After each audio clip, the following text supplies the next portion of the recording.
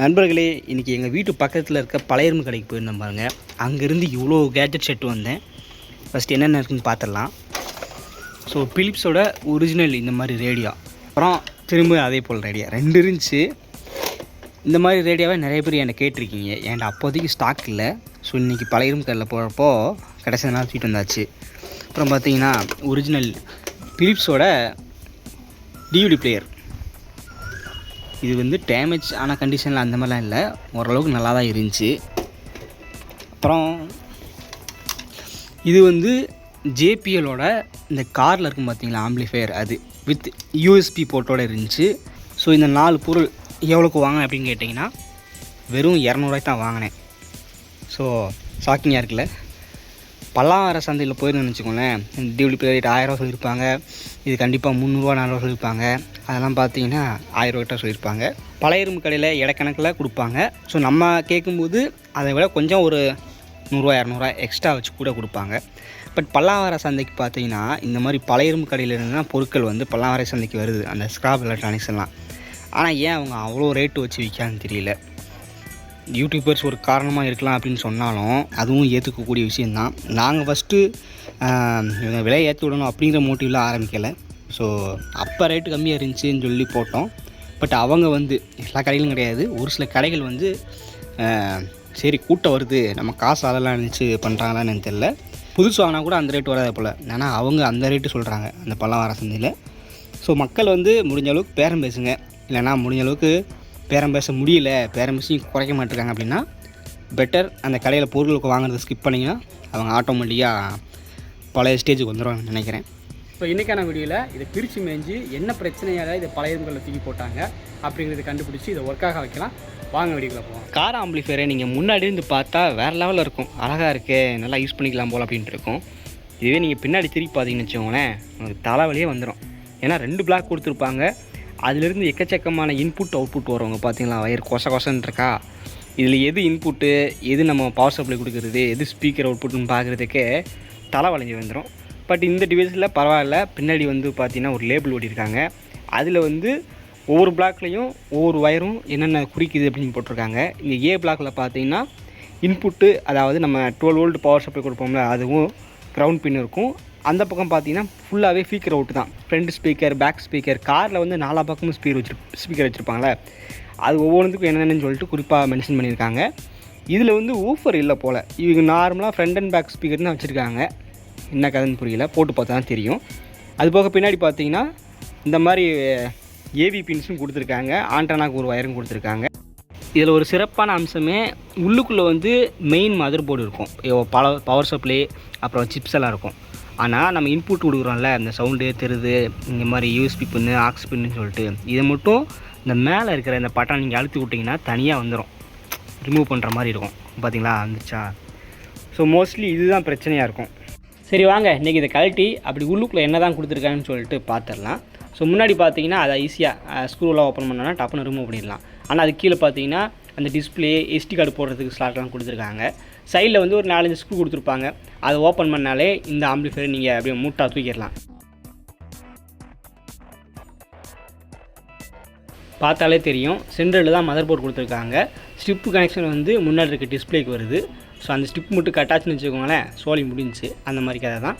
So அதை வந்து நம்ம கேர்ஃபுல்லாக ரிமூவ் பண்ணியாச்சு. மற்றபடி உள்ளுக்குள்ளே பார்த்தா பெருசாக ஒன்றுமே இல்லைங்க. ஒரே ஒரு போர்டில் பார்த்தீங்கன்னா சிப்ஸ் கொடுத்துருப்பாங்க.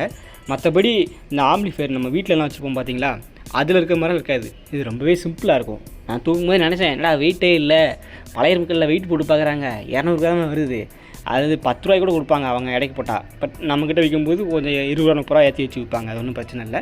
ஸோ நமக்கு இந்த கம்மி ப்ரைஸில் கிடச்சதே பெரிய விஷயம். வாங்கிட்டு வந்து பார்த்தேன், உள்ளுக்குள்ளே எதுவும் ஷார்ட்டான மாதிரியோ புகஞ்ச மாதிரியோ தெரியல. எல்லாமே ஓகேவான கண்டிஷனில் தான் இருக்குது. என்ன கொஞ்சம் சகதியான மாதிரி இருக்குது, தூசி போச்சா என்ன போச்சுன்னு தெரியல. சரி நம்ம வேடிக்கை பார்க்கறதுக்காக கழட்டோம். அதுக்கப்புறம் இதை திரும்ப அப்படியே மாட்டி நம்ம பவர் சப்ளை கொடுத்து செக் பண்ணி பார்ப்போம். நான் எதுக்கு இதை முதலே பவர் சப்ளை கொடுக்கலாம்னா, மேபி உள்ளுக்குள்ளே ஏதாச்சும் ஷார்ட் ஆகிருந்துச்சு, இல்லை ஏதாச்சும் கட் ஆகிருந்துச்சின்னு சொன்னால் நம்ம தெரியாமல் பவர் சப்ளை எடுத்தாங்க கூப்பிட்டு வச்சுக்கோங்களேன், புகையிறதுக்கும் வாய்ப்பு இருக்குது. அதனால தான் உள்ள கழட்டி ஏதாச்சும் இருக்கான்னு பார்த்துருவோன்னு சொல்லி பார்த்தோம். சரி இப்போ மாட்டி முடிச்சதுக்கப்புறம் பின்னாடி பார்த்தீங்கன்னா எக்கச்சக்கமான வயர் கொடுத்துருக்காங்களே. ஸோ அது எல்லாமே ஸ்பீக்கருக்கு நம்ம முன்னாடி அந்த பிளாக் டயரம்னே பார்த்தோம்.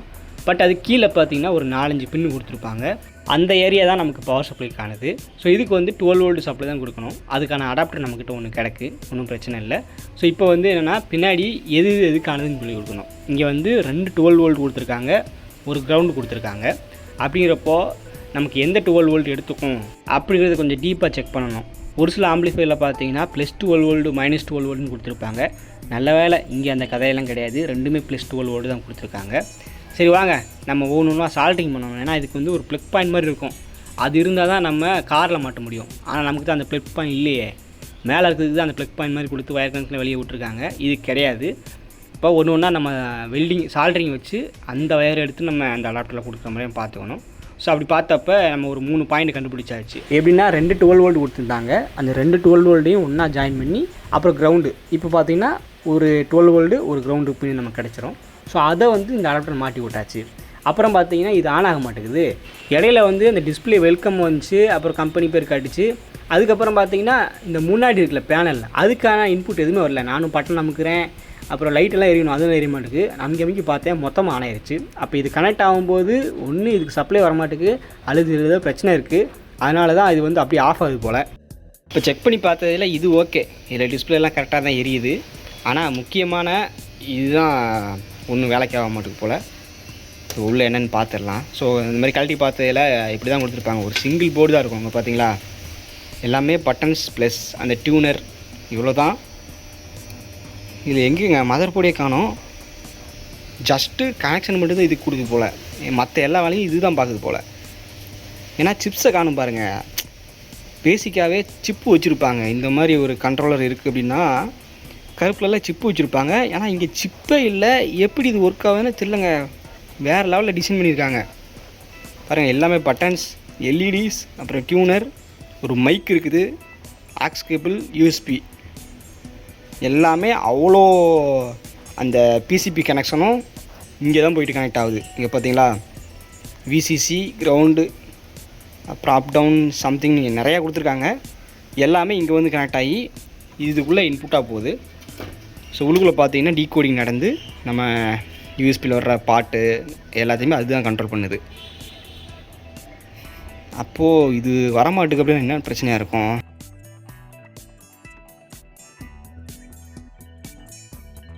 நம்ம கொடுத்த கனெக்ஷன் வந்து ஷார்ட் ஆகிடக்கூடாது. திடீர்னு நம்ம வாட்டுக்கு முன்னாடி வேலை பார்த்துட்டு இருப்போம், பின்னாடி 2 பேர் ஒட்டிடுச்சுன்னு அப்படின்னா அங்கே ஸ்பார்க் வர ஆரம்பிச்சிடும். ஸோ இப்போ க்ளீன் பண்ணிவிட்டு போட்டாங்க. இங்கே பாருங்கள் லைட் எரிய ஆரம்பிச்சிருச்சு, டிஸ்பிளே ஆனால் வர மாட்டேங்குது, மங்கி வருது. ஓகே இப்போ பரவாயில்ல. அந்த இதை வந்து ஸ்ட்ராங்காக அமுக்கி வைக்கணும், அது பிடிக்க மாட்டேங்குது. அதனால தான் உள்ள கனெக்ஷன் போகாமல் இது ஆன் ஆகாமல் இருக்குது போல். இப்போ க்ளீன் பண்ணி எல்லாத்தையும் டைட்டாக போட்டு விட்டதுக்கப்புறம் பக்காவாக பாடுது. இப்போ பாருங்கள் சவுண்டு ஏற்றுதா. கடைசியில் பார்த்தா இது ஒரு பெரிய பிரச்சனையே இல்லைங்க, சப்ப மேட்ரு. அதாவது இது எல்லாமே பக்காவாக தான் ஒர்க் ஆகுது. முன்னாடி வந்து அந்த பேனல் இருக்குது பார்த்தீங்களா, அது வந்து ஒழுங்காக செட் ஆகலை. அது போயிட்டு உள்ளுக்குள்ளே லாக் ஆகணும். பட் அங்கே ஏதோ ஒரு பிளாஸ்டிக் உடைஞ்சதுனால அது ஒழுங்காக செட் ஆகாமல் முன்னாடி இருக்கிற பேனலுக்கு பவர் சப்ளை வராமல் ஒரு மாதிரி குடைஞ்சல் பிடிச்சிட்டு இருந்துச்சு. கடைசியில் நல்லா டைட்டாக மூடியாச்சு. இப்போ ஃபெவிக்விக் போட்டு ஒட்டியாச்சு, கச்சின்னு பிடிச்சிக்கிச்சு. இப்போ இதுக்கான ஓல்டேஜும் பார்த்தீங்கன்னு வருது. இங்கே பார்த்தீங்களா ஒவ்வொரு பட்டனும், volume button, mode, Bluetooth mode, அதுன்னு சொல்லிட்டு எக்கச்சக்கமாக கொடுத்துருக்காங்க. ஸோ நம்ம ஃபோன் வருதுன்னா கூட இதை அட்டன் பண்ணிக்கலாம் போல. ஆனால் மைக் அதிலே கொடுத்துருக்காங்க. நிறைய ஆப்ஷன் இருந்துச்சு, ஒன்று வச்சு பார்த்துக்கிட்டு இருந்தேன். கோடை பண்பலை அப்படின்னாவே எனக்கு வந்து அது மேலே ஒரு ஈடுபாடுங்கிறத விட அது மேலே ஒரு காதல் அப்படின்னு தான் சொல்லலாம்.